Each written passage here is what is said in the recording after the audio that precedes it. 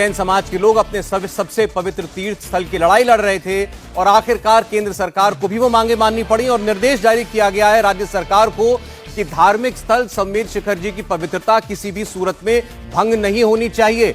और वो आदेश इस वक्त मेरे हाथ में भी है। आपको बता दें, केंद्र सरकार ने यह स्पष्ट आदेश जारी किया है झारखंड की सरकार को, जिसमें साफ साफ लिखा गया है कि पूरे संमेर शिखर जी के इलाके के अंदर शराब की बिक्री नहीं होगी।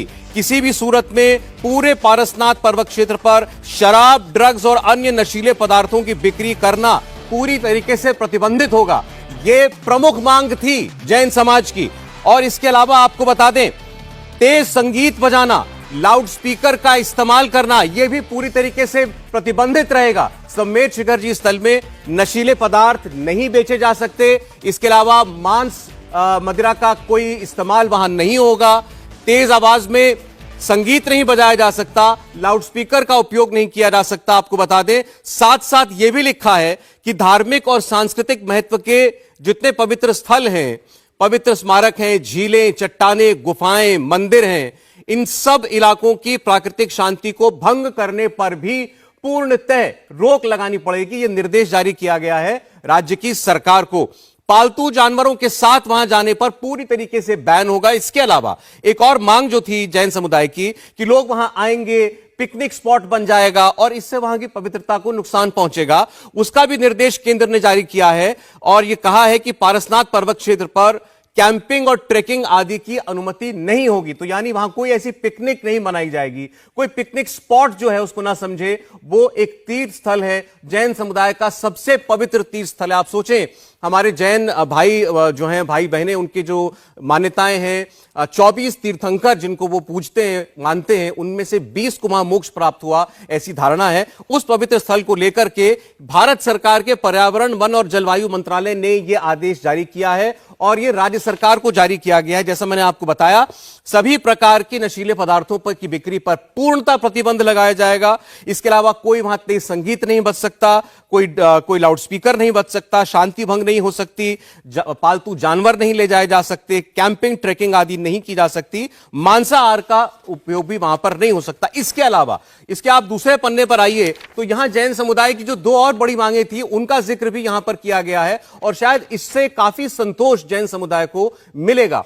इसमें साफ साफ लिखा गया है कि जो 2019 की अधिसूचना थी, जिसके मुताबिक केंद्र सरकार ने इस पूरे पर्वतीय इलाके को इको सेंसिटिव जोन घोषित किया था और दरअसल ये राज्य सरकार की सिफारिश पर किया गया था केंद्र के द्वारा 2019 में, उसके खंड 3 के सारे प्रावधानों पर तत्काल रूप से रोक लगा दी है केंद्र की सरकार ने। और यह स्पष्ट मांग थी जैन समुदाय की, जिसको अक्षरशः मानते हुए खंड 3 के उस अधिसूचना के सभी प्रावधानों पर पूरी तरीके से रोक लगा दी। इसका मतलब यह है कि इसके अंतर्गत आने वाली सभी पर्यटन और इको टूरिज्म की गतिविधियां बंद हो जाएंगी।